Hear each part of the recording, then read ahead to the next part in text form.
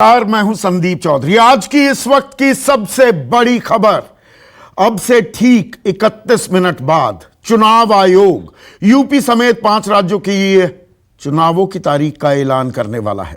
चुनाव आयोग ने सभी 5 राज्यों में चुनाव की तैयारियों की समीक्षा के बाद यह फैसला लिया है। सभी राज्यों की अंतिम मतदाता सूची भी प्रकाशित हो चुकी है। चुनाव आयोग ने चुनाव वाले राज्यों में कोरोना के हालात की समीक्षा भी की थी, जिसके बाद आज दोपहर 3:30 बजे प्रेस कॉन्फ्रेंस के बाद 5 राज्यों में चुनावों की तारीखों का ऐलान कर दिया जाएगा। और आपको बता दें कि ये 5 राज्य कौन से हैं, उनका जो गणित है वो भी हम लगातार आपको स्क्रीन पर दिखा रहे हैं। उत्तर प्रदेश में चुनावों की घोषणा होने वाली है। 403 सीटें हैं उत्तर प्रदेश में, उत्तराखंड में 70 सीटें हैं, पंजाब में 117 सीटें, मणिपुर में 60 सीटें और गोवा में 40 सीटों पर तारीखों का ऐलान होने वाला है। और ऐलान होते ही चुनाव आचार संहिता भी लागू हो जाएगी। अब सवाल यह है कि चुनाव कब होंगे और कितने चरण में होंगे।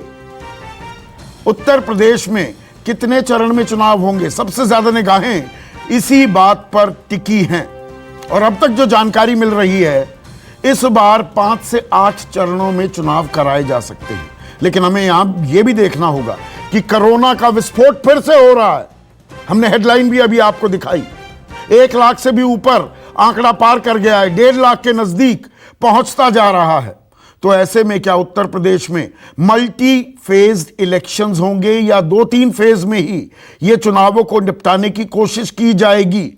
क्योंकि हमने पिछले साल जो 5 राज्यों में चुनाव हुए थे, असम, पश्चिम बंगाल, पुडुचेरी, तमिलनाडु, केरला, तो 530% का इजाफा हुआ था केसेस में।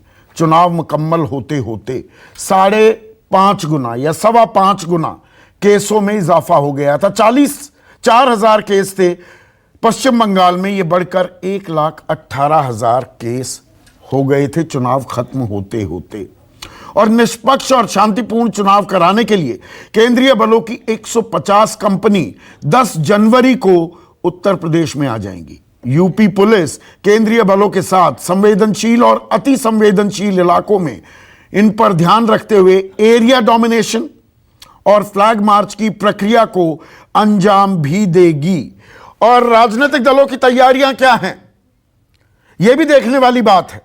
उत्तर प्रदेश आपको बता रहे हैं 403 सीटें हैं और बम्पर जीत दर्ज की थी बीजेपी ने। बीजेपी और घटकों के खाते में 325 सीटें आई थी। 41.5% के करीब वोट शेयर था। 2017 के चुनावों की हम बात कर रहे हैं। उधर पंजाब में 117 सीटों पर चुनाव होंगे। एक ही चरण में चुनाव होंगे क्या पंजाब में भी, यह देखने वाली बात होगी। उत्तर प्रदेश में कितने चरणों में चुनाव होता है, इस पर तो निगाहें टिकी हुई हैं।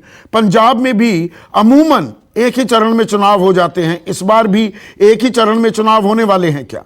उत्तराखंड 70 सीटें हैं, पहाड़ी इलाका है, दुर्गम इलाके भी हैं। यहां पर भी एक ही चरण में चुनाव को खत्म कर दिया जाएगा, अपने अंजाम तक पहुंचा दिया जाएगा क्या? और जहां तक राजनीतिक दलों की तैयारी की बात हो रही है, तो राजनीतिक दलों ने अब वो थोड़ी अक्ल आई है राजनीतिक दलों को। अब उन्होंने अपनी बड़ी रैलियां रद्द करने का सिलसिला भी शुरू कर दिया है। प्रधानमंत्री की रैली होने वाली थी, रद्द हो गई। योगी आदित्यनाथ सूबे के मुख्यमंत्री हैं, उत्तर प्रदेश के मुख्यमंत्री, नोएडा में जो रैली थी वो रद्द कर दी। इसकी शुरुआत कांग्रेस पार्टी ने की थी। पहले उत्तर प्रदेश में बड़ी रैलियां और जो मैराथन का आयोजन हो रहा था उन पर विराम लगाया। फिर उत्तराखंड में भी अब बड़ी रैलियां रद्द कर दी है। समाजवादी पार्टी का जो विजय रथ है उस पर भी विराम लगा दिया गया है। विजय रथ यात्रा रोक दी है अखिलेश यादव ने। तो क्या इस बार नए शक्लो सूरत में, एक नए अंदाज में चुनाव होंगे, जिसमें भीड़ नहीं होगी, बड़ी बड़ी रैलियां नहीं होंगी, डिजिटल माध्यम से, इलेक्ट्रॉनिक माध्यम से क्या चुनावी प्रचार होगा?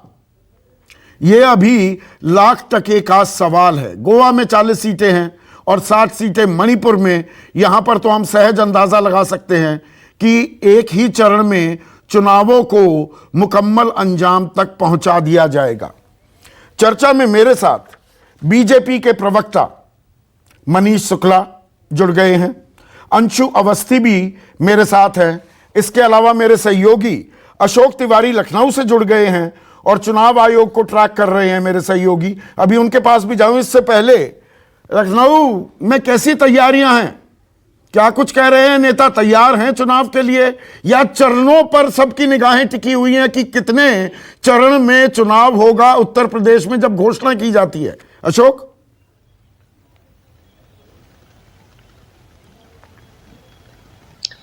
देखिए संदीप जी, उत्तर प्रदेश के विधानसभा चुनाव को लेकर सभी राजनीतिक दलों की तरफ से कहा जा रहा है कि वो पूरी तरह से तैयार हैं। जब भी चुनाव की तारीखों का ऐलान हो जाएगा तो वो पूरी तरह से अपनी पार्टी की मजबूत स्थिति को लेकर जनता के बीच में जाएंगे। अभी थोड़ी देर पहले समाजवादी पार्टी के अध्यक्ष अखिलेश यादव ने एक प्रेस कॉन्फ्रेंस की लखनऊ में संदीप जी, और उसमें उन्होंने कहा कि अगर वर्चुअली प्रचार को लेकर चुनाव आयोग की तरफ से कोई गाइडलाइन आती है या राजनीतिक दलों से वो इस बात की अपेक्षा करते हैं कि वो वर्चुअली चुनाव प्रचार में जाएं, तो इसके लिए पार्टी पूरी तरह से तैयार है। और दूसरी अहम बात संदीप कि उत्तर प्रदेश के विधानसभा चुनाव को लेकर जो वादों की एक लंबी फेहरिस्त सभी राजनीतिक दलों की तरफ से देखने को मिल रही है। आज भी अखिलेश यादव ने अपना एक और वादा जनता के सामने पेश किया और यह कहा कि जब पिछली बार समाजवादी पार्टी की सरकार बनी थी तो छात्रों को लैपटॉप वितरित किए गए थे, और अगर इस बार भी सरकार बनती है तो दोबारा छात्रों को लैपटॉप वितरित किए जाएंगे। अभी आपको याद होगा कुछ दिन पहले जब आम आदमी पार्टी की तरफ से चुनावी ऐलान किए गए थे तो 300 यूनिट तक बिजली फ्री देंगे, इसके अलावा बिजली का बिल माफ करेंगे। कांग्रेस पार्टी की तरफ से भी महिलाओं को 40% टिकटों में हिस्सेदारी के साथ साथ अलग अलग वादे उनकी तरफ से भी देखने को मिल रहे हैं। तो सबसे बड़ा सवाल जो है, जो अभी आपने उठाया कि क्या इस बार वर्चुअली चुनाव प्रचार के लिए राजनीतिक दल तैयार है या नहीं है, तो आप देखिए कि सबकी तरफ से यही बात कही जा रही है कि वो वर्चुअली पूरी तरह से तैयार है, डिजिटल प्लेटफॉर्म का पूरी तरह से उपयोग करेंगे और जनता के बीच में अपनी बात को पहुंचाएंगे। एक बात मैं आपको और बताता हूं संदीप की बीजेपी की तरफ से सबसे बड़ी तैयारी वर्चुअल चुनाव प्रचार को लेकर की गई है। और इसके अलावा जो बात पिछले कई सालों से की जाती थी कि शायद बहुजन समाज पार्टी वर्चुअली प्रचार में कहीं बहुत पीछे नजर आती है, तो बीएसपी की तरफ से भी यह तय किया जा रहा है कि मायावती का जो केंद्रीय कार्यालय है दिल्ली में वहां पर, और इसके अलावा जो लखनऊ में उनकी स्टेट यूनिट है वहां पर बाकायदा उनके लिए प्लेटफॉर्म तैयार किया जा रहा है कि अगर वो स्थिति बनती है तो मायावती दिन भर में 3 से 4 बड़ी जनसभाएं और रैली को वर्चुअल संबोधित करेंगी। अखिलेश यादव की जो टेक्निकल टीम है उसने भी उनके लिए पूरा इंतजाम कर रखा है। समाजवादी पार्टी हो, कांग्रेस हो, बीएसपी हो, आज देखिए कि प्रियंका गांधी ने अपने वर्चुअल संबोधन की शुरुआत भी कर दी, दोपहर में उनका संबोधन भी हम लोगों ने सुना।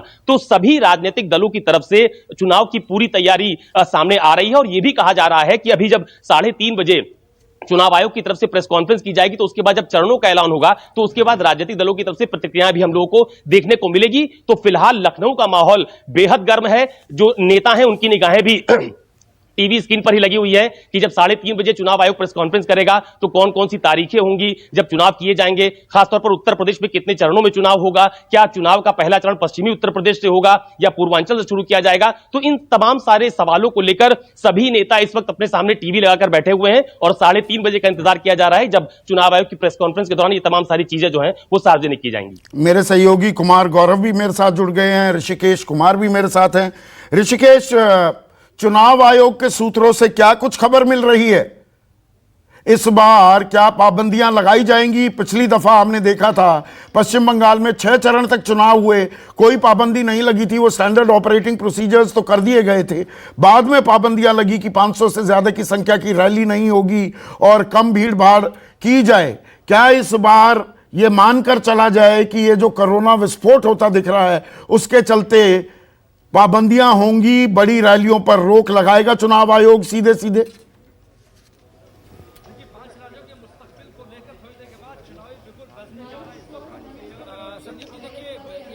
मुश्किल है। हालांकि स्वास्थ्य मंत्रालय के साथ जब चुनाव के अधिकारियों ने बैठक की थी तो इस पर अहम चर्चा हुई और ये सबकी नज़रों में है कि इस महामारी के वक्त में चुनाव को सफल तरीके से किया जाना है। लेकिन चुनाव आयोग के अधिकारी जो दलील दे रहे हैं उन्होंने कहा कि इसके पहले दूसरी लहर के वक्त में भी हमने बिहार समेत 5 राज्यों के विधानसभा चुनाव कराए थे और उसमें उन्होंने सफलता हासिल की थी, जिसमें प्रधानमंत्री की रैलियाँ काफ़ी बड़े स्तर पर हुई थी। देखिए कि संदीप जी, अभी लोगों का इंतजार किया जा रहा है। एक तस्वीर मैं दिखाना चाह रहा हूं जिसका सबको शिद्दत से इंतजार है यहाँ पे।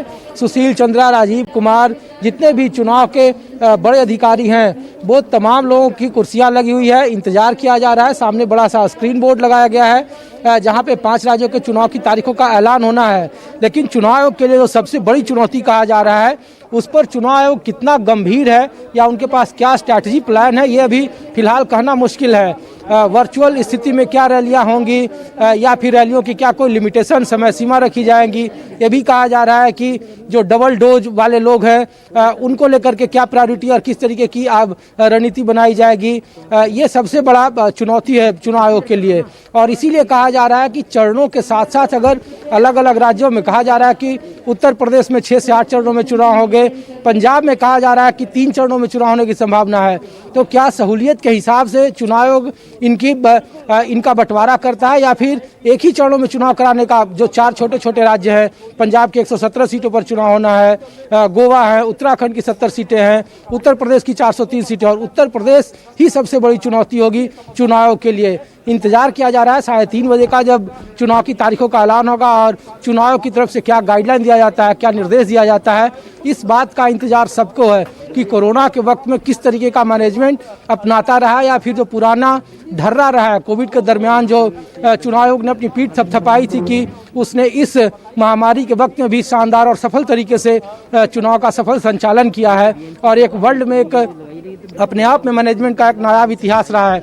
अपनी पीठ थपथपा रहे थे चुनाव आयोग और उनके अधिकारी, तो इस बार उनके पास क्या प्लान है, क्या रोड मैप है, चुनौती भी है। और चुनौती पर कितना खरा उतरता है चुनाव आयोग, ये देखने वाली बात होगी। कोरोना के चलते पाबंदियां कितनी होंगी। आप कह रहे हैं 6 से 8 चरण के चुनाव हो सकते हैं, उत्तर प्रदेश में, पंजाब में भी 3 चरण के चुनाव हो सकते हैं। लेकिन पंजाब में अभी तक अगर हम पुराने इतिहास पर नजर डालें, एक ही चरण में भी चुनाव कराए गए हैं। कुमार गौरव, राजनीतिक दल क्या कुछ उम्मीदें लगाए बैठे हैं, उनका गणित क्या कह रहा है, उनकी तैयारियां क्या कह रही हैं?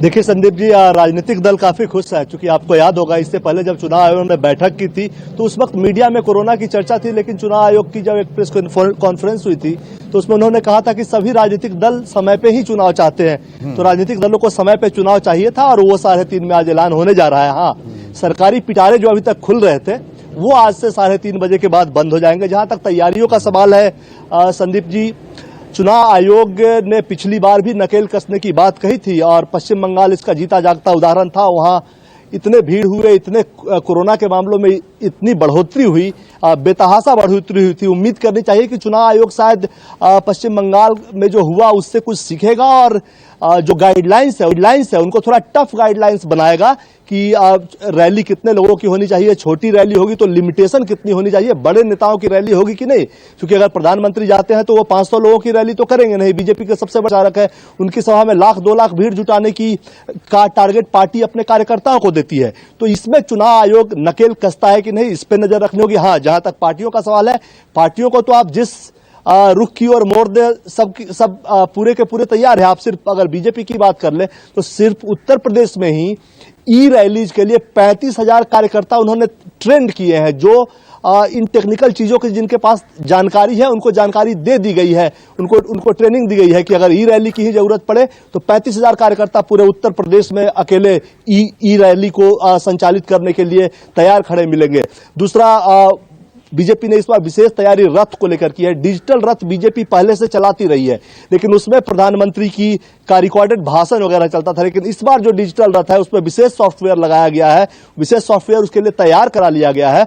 और यह है कि अगर प्रधानमंत्री यहां अपने 7 लोक कल्याण मार्ग से अगर बैठकर भाषण देते हैं उत्तर प्रदेश के लिए, तो 30 से 40 विधानसभाओं में एक साथ वो सजीव लाइव प्रसारण किया जा सकता है। 2014 आपको याद होगा संदीप जी, 3D भाषण होता था प्रधानमंत्री मोदी का। इस बार भी उस तरह की तैयारी है। तो बाकी पार्टियों ने भी प्लान भी अपनी तैयार कर ली है। कुमार गौरव, तो बीजेपी पूरी तरह से तैयार है। इलेक्शन कमीशन जो गाइडलाइंस देगा, जी हाँ, बिल्कुल सभी राजनीतिक दल। लेकिन संदीप जी, अक्सर ये कहा जाता है चुनाव जब भी होता है, क्योंकि पिछले कुछ चुनाव में देखा गया है कि जब भी ई रैलीज और डिजिटल तरीके से प्रचार की बात आती है तो बाकी पार्टियां थोड़ी पिछड़ती है और बीजेपी उसमें लीड ले जाती है। तो कहीं ना कहीं थोड़ा सा अनबैलेंस दिखता है। लेकिन हाँ, अब चूंकि पिछले कुछ समय से कोरोना काल चला आ रहा है तो इसलिए बाकी पार्टियों की भी तैयारियां हैं, लेकिन बीजेपी इन तैयारियों में थोड़ी अव्वल दिख रही है। ठीक है, बाकी प्रशांत देव, जो अभी सूत्रों से, अभी कोई पुष्ट जानकारी नहीं है, लेकिन सूत्रों से जो जानकारी आ रही है, उत्तर प्रदेश में 6 से 8 चरण और पंजाब में भी 3 चरण।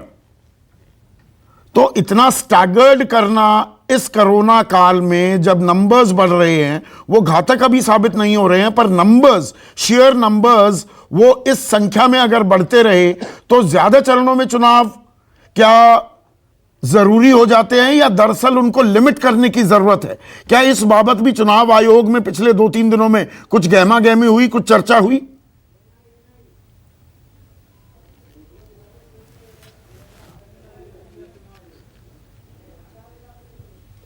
तैयार हैं। तो अब सबको चुनाव आयोग की गाइडलाइन के इंतज़ार है कि वो चुनाव समेट के बहुत जल्दी कराती है या उसको फैला के कराती है।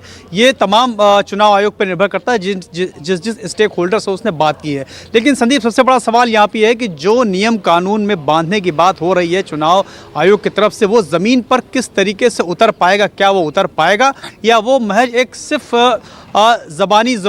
जुबान खर्च होगा कि भाई ये सब कह दिया और वो हो गया, और क्या वो ज़मीन पर उतर पाता है? क्योंकि नियम बनेंगे, इसमें कोई शक नहीं है कि चुनाव आयोग उनको नियमों में बांधेगा कि आप उसको कुछ लिमिटेशन करेगा।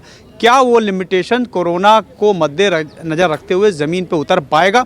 ये एक बहुत बड़ा सवाल है। बहरहाल इसी बात की चुनौती चुनाव आयोग के सामने है कि कोरोना के बढ़ते हुए केसेस में, बढ़ते हुए प्रभाव के बीच में वो चुनाव कैसे कराएगा। ये बस थोड़ी देर में तमाम चीज़ें साफ हो जाएंगी।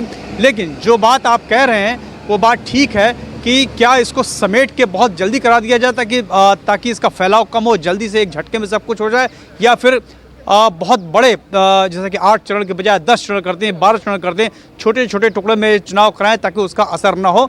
ये चुनाव आयोग तमाम स्टेक होल्डरों से जो मेरे ख्याल से पहले बात की है, अपनी उसी स्ट्रेटजी के साथ प्रेस कॉन्फ्रेंस करने आई है चुनाव आयोग। इसका मतलब कि और यही कैच 22 सिचुएशन है क्या सुकेश, कि जल्दी समेट दिए जाएं? कि फर्ज कीजिए पहले सारे अर्धसैनिक बल जो हमारे सुरक्षा बल हैं उनकी बड़ी तैनाती उत्तर प्रदेश में करके 2 चरणों में निपटा दें, फिर उसके बाद एक एक करके एक जगह पे जाएं, एक चुनाव क्षेत्र में जाएं, एक चुनावी राज्य में जाएं, पंजाब में फिर एक चरण में हो जाए, उत्तराखंड में, या उसको इतना स्टैगर कर दिया जाए कि पॉकेट्स और उन पॉकेट्स पर पाबंदियां सख्ती से लागू की जाए। ये कैच 22 सिचुएशन, ये यक्ष प्रश्न मुंह बाय खड़ा है क्या चुनाव आयोग के सामने? वो वे करके देख रहा होगा मुझे लगता है, but it flies into the face of common sense कि 8 से 8 चरणों में या 6 चरणों में, पंजाब का चुनाव 3 चरणों में, हमेशा जो हम लोग देखते आए हैं वो 1 चरण में पंजाब का चुनाव हो जाता है। होम सेक्रेटरी से बैठक हुई है लगातार, हेल्थ सेक्रेटरी से भी लगातार बैठक हो रही है, इलेक्शन कमीशन की। और इलेक्शन कमीशन एक ऐसी संस्था है जिसको चुनाव कराने का बहुत लंबा अनुभव है, विश्व में उनकी प्रसिद्धि इस बात को लेकर है। लेकिन आज पूरे देश की निगाहें चुनाव आयोग पे हैं। और आज से डंडा भी चलना शुरू होगा, आचार संहिता लागू हो जाएगी चुनावी ऐलान के साथ ही। देश तो ये चाह रहा था कि ये पहले डंडा उनके हाथ में लेना चाहिए था। हाँ। अगर पॉलिटिकल पार्टीज बहुत लाइटली ले रही थी, या उनके लिए चुनाव महत्वपूर्ण था, रैलियां महत्वपूर्ण थी, राजनीति महत्वपूर्ण थी, उनके लिए कोरोना प्रायोरिटी नहीं था उसको हैंडल करना, तो चुनाव आयोग को शायद ये पहले करना चाहिए। देर आए दुरुस्त आए, आज घोषणा हो रही है। इसलिए मैंने कहा कि आज की जो चुनाव आयोग का प्रेस कॉन्फ्रेंस है उस पे पूरे देश की निगाहें होगी, सिर्फ इसलिए नहीं कि चुनाव की तारीख क्या होगी, नतीजे किस दिन आएंगे, इसलिए कि इस संक्रमण काल में, देखिए अब मैं याद करा दूं, लोग अखबारों में पढ़ा होगा लोगों ने, लोग देखते हैं भूल जाते हैं, public memory is very short. 8 दिन में हम 10,000 से 1 लाख केस तक पहुंच गए हैं। 8 दिन में। पहले वेव में 103 दिन लगे थे, दूसरे वेव में शायद 48 दिन लगे थे। जाहिर तौर पे टेस्टिंग फैसिलिटी बढ़ गई है, टेस्टिंग ज्यादा हो रही है, इसलिए ज्यादा पता चल रहा है। और फॉर्चुनेटली जो शायद नया वेव है वो फेटल नहीं है, हॉस्पिटलाइजेशन नहीं हो रहा है। But we never know, you never know. Yes, इसलिए क्या चुनाव आयोग इन चीजों को ध्यान में रखते हुए क्या कुछ नई चीजें वो सामने लेकर आता है? आप सिर्फ इसलिए प्रसिद्ध हो कि आप फ्री एंड फेयर इलेक्शन इतने बड़े डेमोक्रेटिक देश में करा देते हो, आज उसकी परीक्षा नहीं, आज परीक्षा इस बात की है कि आप कुछ इनोवेट करते हो क्या, क्या कुछ इनोवेशन लेकर आते हो क्या? जो पिछले- पहले लाउड स्पीकर चलते थे, झंडियां बंद हुआ ना रैलियां वो। होती थी, वो बंद हुआ। आप पर्चे से बैलेट में अपना पत्र याद- डालते थे, याद- अब वो ईवीएम आ गया ना। याद करिए आप, नए अंदाज में चुनाव होंगे क्या, 3 ये दिन- देखने वाली बात बिल्कुल, होगी। 3 दिन तक काउंटिंग होती थी और पहले राउंड वो पता चला कि 8 घंटे के बाद पहले राउंड की घोषणा हो रही है। देर रात बड़ी बढ़िया मूवीज आती थी हाँ, बिल्कुल। दूरदर्शन पर, पूरी बिल्कुल। पूरी रात लोग नहीं, वो तो एक तरीके फ्लैश का होती रहती थी खबरें, और मतलब मूवी भी देख रहे। बिहार यूपी में तो वो खुद ही सिनेमा था, हाँ क्योंकि वो एक्साइटमेंट हाँ, कि कौन आगे चल रहा है, कौन पीछे चल रहा है, और वो उन खबरों का आना, वो धीरे धीरे वो तस्वीर बदली। और हम कहते हैं इंडिया डिजिटल हो गया, डिजिटल टेस्ट भी होगा क्या? ये डिजिटल टेस्ट भी होगा। मैंने कहा कि कुछ चीजें तो आपको पुराने ढर्रे पे लौटनी पड़ सकती हैं कि आप दूरदर्शन पे, प्राइवेट टीवी चैनल्स पे आप कहिए कि आप यहां प्रचार करिए, इसके माध्यम से लोगों को संबोधित करिए। यू विल हैव टू से नो टू रैलीज। Yes, क्या भीड़ ये ना सख्त हो। फैसला, यस, ये सख्त फैसला क्या चुनाव आयोग लेता है क्या? या कि हीला भीड़ हवाली को- होती है जो पश्चिम बंगाल में हमने देखी थी पिछले साल। देखिए, चुनावी डंडा, हम कहते हैं कि चुनाव आयोग का डंडा आज से चलने लगेगा। वो डंडा चलता है कि नहीं, वो पार वो एग्जीक्यूट कर पाता है कि नहीं, वो आम लोग तब समझेंगे जब हम भीड़ नहीं देखेंगे, जब उनके कोरोना गाइडलाइंस का पालन होगा। पहले भी हमने गाइडलाइंस देखे थे, चुनाव आयोग ने पिछले इसमें भी कहा था कि एक काफिले और दूसरे काफिले में इतने का अंतर होगा, इतने लोग 5 लोग से ज्यादा डोर टू डोर कैंपेनिंग में नहीं जाएंगे। क्या हुआ उसका? राजनीतिक दल इन पाबंदियों को लेकर क्या करते हैं, ये भी देखने वाली बात होगी। देखिए, राजनीतिक दल के लिए तो बड़ा उहापोह की स्थिति है। और ठीक कह रहे थे गौरव कि कुछ दल, भाजपा जैसे दल, वो बड़े इक्विप्ड हैं। उन्होंने डिजिटल वर्ल्ड को अपने में समेट लिया है। कुछ जो छोटे दल हैं, प्रादेशिक दल हैं, जो पब्लिक से सीधा रास्ता कायम करने में उनका विश्वास ज्यादा है, उनकी एक्सपर्टीज ज्यादा है, वो लोगों तक पहुंचना चाहते हैं। उनके लोग डिजिटली शायद न जुड़ पाए, उनके लिए एक दिक्कत होगी। तो लेवल प्लेइंग फील्ड देना भी इलेक्शन ये कमीशन जिम्मेदारी की है। जिम्मेदारी है। हाँ। सिर्फ फ्री और फेयर इलेक्शन का मतलब चुनाव में वोट सही से पड़ जाए और उसकी काउंटिंग ठीक से हो जाए, ये नहीं होता है। आप सभी दलों को लेवल प्लेइंग फील्ड दें, ये चुनाव आयोग की एक बड़ी जिम्मेदारी है। आज उसका भी टेस्ट है। और यहां पर एक दिलचस्प बात यह है, एक छोटा सा कमेंट और चाहूंगा। कल या मैं कहूं परसों, जो चुनाव में आप खर्च कर सकते हैं वो सीमा भी थोड़ी बढ़ा दी गई है, 28 लाख से हंसी आती है उस पे। 40 लाख रुपए। पर अगर पाबंदियों में चुनाव होगा और आज ये सीमा बढ़ा दी जाए, ये भी अपने आप में एक, आपने कह दिया हंसी, ये बड़ा एक विरोधाभासी सी स्थिति आ रही है। देखिए, ये चुनाव के दौरान जो पैसे खर्च होते हैं, चाहे वो लोकसभा चुनाव हो या विधानसभा चुनाव वो हो, तो ये दहिया मौकरी, होती है, ये मौकरी है। ये चुनाव आयोग को भी मालूम है कि 40 लाख में चुनाव नहीं होते। पहले तो 28 लाख थी, अब 40 लाख वही हुआ। मैं 40 लाख में आज की तारीख में कह रहा हूं, जो चुनाव आयोग ने बढ़ाकर किया है। 40 लाख में चुनाव नहीं हो सकता, उसने 28 से बढ़ाकर 40 किया। लेकिन 28 लाख में चुनाव होता था क्या?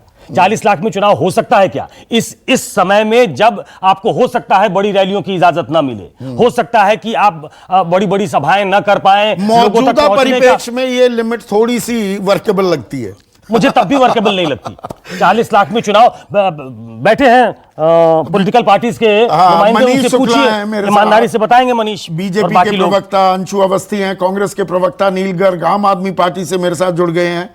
तो मनीष, तैयारी है पूरी चुनाव की, और उत्तर प्रदेश से आपका खास वास्ता और राब्ता है, तो उत्तर प्रदेश में ये 6 से 8 चरण में चुनाव होने चाहिए, या जल्द निपटाने चाहिए चुनाव? समाचार भी हम लोगों ने जारी किए थे जब हम पुनर्गठन कर रहे थे। एक जिला लेवल का पदाधिकारी इन बूथों पे गया था और उसकी मॉनिटरिंग हमने की थी। और देखिए, जब देश डिजिटल हो रहा है, मोदी जी ने कहा कि प्राचीन सभ्यता में नदियों के किनारे लोग बसते थे, बाद में सड़कों के किनारे लोग बसने लगे, अब जहां फाइबर लाइन होगी वहां लोग बसेंगे, तो उसके साथ तो चलना ही पड़ेगा सबको। इसलिए तो वक्त बदल रहा है, बदलते वक्त के साथ आप भी बदलने को तैयार हैं।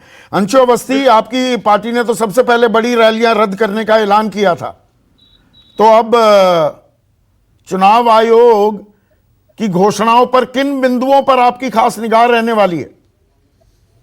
देखिए संदीप जी, कांग्रेस पार्टी ने सबसे पहले ही जब चुनाव आयोग आया था उत्तर प्रदेश, तो हमारा प्रतिनिधि मंडल उसने एक रेजोल्यूशन हमने दिया था, उसमें भी हमने मांग की थी कि कोरोना के दौरान जितने भी ये मामले बढ़ रहे हैं, लगातार 8,000 से आज 1,45,000 हो गए, तो बड़ी रैलियां रुकनी चाहिए और उसके ऑप्शन में जो वर्चुअल रैली है, डोर टू डोर या छोटी नुक्कड़ सभाएं हों, और खास तौर से जो कोरोना गाइडलाइन उसका पालन हो। आज चुनाव आयोग का जो प्रेस कॉन्फ्रेंस है उसको लेकर हमारा ये जरूर केंद्र अंतर है कि कांग्रेस ये चाहती है कि जो उत्तर प्रदेश के चुनाव हैं वो पारदर्शी हों। खास तौर से जिस तरीके से भारतीय जनता पार्टी सरकारी मशीनरी का दुरुपयोग कर रही है, प्रधानमंत्री की और मुख्यमंत्री की सभाओं में वो प्रचार करते हैं भारतीय जनता पार्टी के लिए, और जनता के पैसे का मिसयूज किया जा रहा है इसलिए कि वो देश के प्रधानमंत्री हैं। तो क्या प्रचार वो भाजपा के लिए करेंगे? वो तो सभी के लिए 135 करोड़ लोगों के लिए प्रधानमंत्री हैं। तो पैसे के दुरुपयोग को लेकर कांग्रेस पार्टी का विशेष फोकस है। तो आप क्या उत्तर चाहेंगे, प्रदेश की स्टैगर्ड चुनाव हो अंशु, या एक एक राज्य को पहले निपटा दिया जाए जल्द से जल्द? देखिए संदीप जी, ये चुनाव आयोग को तय करना है, क्योंकि पिछली बार भी जो 2017 के चुनाव थे उसमें मणिपुर और उत्तर प्रदेश को ये छोड़ दीजिए तो बाकी सभी एक चरण में चुनाव हुए थे, वो गोवा हो, उत्तराखंड हो या इसके अलावा पंजाब हो। मणिपुर में भौगोलिक स्थिति की वजह से हुआ था और उत्तर प्रदेश में 7 चरण में पिछली बार भी हुआ था। और मुझे याद आ रहा है, मैं काफी 20 साल से देख रहा हूं, तो 5 चरण से ऊपर हमेशा हुआ है। इसलिए कोशिश ये है कि कोविड को लेकर जो भी प्रिकॉशन लेने, मेरा एक और अनुरोध है कि इस बार सुरक्षा के साथ साथ स्वास्थ्य की भी जिम्मेदारी है। चुनाव आयोग अपनी टीम में, जिस तरीके से अभी सुकेश जी ने कहा कि डीजी से बातचीत कर रहे हैं या होम सेक्रेटरी से बात कर रहे हैं, हम चाहते हैं कि इस बार प्रिंसिपल सेक्रेटरी हेल्थ के भी परामर्श को अनिवार्य तौर से लिया जाए। चुनाव आयोग और स्वास्थ्य मंत्रालय की लगातार बैठकें भी चल रही हैं, लेकिन नीलगर्ग पाबंदियों में चुनाव, बड़ी रैलियों पर रोक और डिजिटल माध्यम ई रैलीज पर जोर। सुकेश ने एक वैलिड पॉइंट उठाया, लेवल प्लेइंग फील्ड भी इंश्योर करना क्या जिम्मेदारी बन जाती है आज की तारीख में चुनाव आयोग की, या आप तैयार हैं बदले परिप्रेक्ष्य में, बदले अंदाज में भी चुनाव लड़ने के लिए आप तैयार हैं? संदीप जी, देखिए जो सुकेश ने बताया वो बिल्कुल ठीक कहा कि लेवल प्ले तो होना ही चाहिए, लेकिन जहां तक आम आदमी पार्टी का संबंध है हम लोग बिल्कुल तैयार हैं। आपने देखा होगा, यदि मैं पंजाब की बात करूं, हम ऑलरेडी 103 जो प्रत्याशी हैं उनका चुनाव कर चुके हैं, उनको डिक्लेयर कर चुके हैं। हमने बहुत पहले से इनकी तैयारियां की हुई हैं। और आपको याद होगा, यदि डिजिटल प्लेटफॉर्म की बात करें, सोशल मीडिया की बात करें, हिंदुस्तान में सबसे पहले इसको यूज आम आदमी पार्टी ने शुरू किया था। और दूसरी बड़ी बात यह कि हमारी जो सबसे कोर स्ट्रेंथ है डोर टू डोर, जिसमें ज्यादा रश नहीं होता है, लोगों के घर तक पहुंच करनी, उसमें हमारी तो मास्टरी है। सो मेरे कहने का मतलब है, लेकिन जो चुनाव आयोग है 103 उम्मीदवार खड़े कर दिए पंजाब में, उत्तर प्रदेश में भी ताल ठोक रहे हैं, वहां पर उतनी ताकत है, उतना जमीनी कार्यकर्ता है आपके पास? देखिए संदीप भाई, हर एक पार्टी का अपनी अपनी एक स्ट्रेटजी रहती है। भले ही हम यूपी में उतनी बड़ी फोर्स नहीं है, लेकिन हम जहां पे भी ताल ठोक रहे हैं बिल्कुल मुद्दों के साथ ठोक रहे हैं। हमारे को यह क्रेडिट तो मिलना ही चाहिए कि आज हिंदुस्तान में यदि स्कूलों की बात हो रही है, बिजली की बात हो रही है, अस्पतालों की बात हो रही है, तो इसका क्रेडिट आम आदमी पार्टी को जाता है। वरना जिस तरीके की राजनीति ये लोग करते हैं वो तो सभी को जानते हैं, आप भी जानते हो उस चीज को, कि ये लोग कभी मुद्दे की बात करते नहीं है। जैसे जैसे चुनाव आता है तब तब नफरत की राजनीति शुरू हो जाती है, तब तब ये जो सूडो नेशनलिज्म है उसकी राजनीति शुरू हो जाती है। तो आज 70 साल होने के बाद यदि मैं यूपी की बात करूं, भले हम वहां बड़ी छोटी सी फोर्स है, आज यूपी के स्कूलों का क्या हाल है सबको पता है, वहां का इंफ्रास्ट्रक्चर का क्या हाल है उसका भी पता है, वहां पे कैसे करप्शन है, कैसे वहां पे धर्म के नाम से राजनीति होती है वो भी सभी को पता है। तो मेरे कहने का मतलब बात ये नहीं है कि आप वहां पे कितनी बड़ी फोर्स हो, बात ये है कि आप किस ढंग से वहां पे चुनाव लड़ रहे हो, किन अभी तो यही तो देखने वाली बात होगी, राजनीतिक दल कैसे रिस्पॉन्ड करेंगे मनीष। और आपने तैयारियां कर ली प्लान बी के लिए, लेवल प्लेइंग फील्ड की भी बात हो रही है कि भाई बीजेपी के पास बड़ी ताकत है, धनबल भी है, कार्यकर्ता हैं, जमीनी सपोर्ट है, डिजिटल माध्यम का आप इस्तेमाल करते आए हैं। पर यह चुनाव एक बड़ा मेला होता है और आपके सुपरस्टार प्रधानमंत्री नरेंद्र मोदी हैं, योगी आदित्यनाथ भी दूसरे राज्यों में स्टार प्रचारक रहे हैं, यहां तो मुख्यमंत्री पद के उम्मीदवार हैं। तो बड़ी रैली नहीं होंगी तो वो जो ताल ठोकी जाती है उसमें थोड़ी कमजोरी आएगी क्या आपके प्रचार में? देखिए संदीप जी, सबसे पहले भारतीय जनता पार्टी के लिए महत्वपूर्ण है आम लोगों की जो जान है, जो सुरक्षा है, संरक्षा है। और प्रधानमंत्री जी तो लगातार वर्चुअल माध्यम से पूरे देश को या विभिन्न प्लेटफॉर्म पे उन्होंने इसका उपयोग किया है। और देखिए, एक तो आमने सामने का जो कन्वेंसिंग होती है उसकी एक अलग खूबसूरती तो होती है, लोकतंत्र में एक दूसरे से मिलना, आंख में आंख डाल के बात करना, ये तो एक खूबसूरती होती है। लेकिन परिस्थितियों का निर्माण जैसा भी होगा, अब उसके लिए तैयार है, क्योंकि सुरक्षा और संरक्षा हमारे आप लिए तैयार महत्वपूर्ण हैं बदली हुई परिस्थिति के लिए भी, और परिस्थितियां कितनी बदलेंगी इसकी घोषणा करने के लिए सुशील चंद्रा, जो मुख्य चुनाव आयुक्त हैं, अपनी पूरी टीम के साथ अब चुनाव आयोग पहुंच चुके हैं। नमस्कार, मैं हूं मानक गुप्ता। अगर आपको हमारा ये वीडियो पसंद आया हो तो इसे लाइक और शेयर जरूर करें, और हां, हमें सब्सक्राइब और फॉलो करना ना भूलें, ताकि आप देश और दुनिया की कोई खबर मिस ना करें। तो जुड़े रहिए हमारे साथ और देखते रहिए News 24।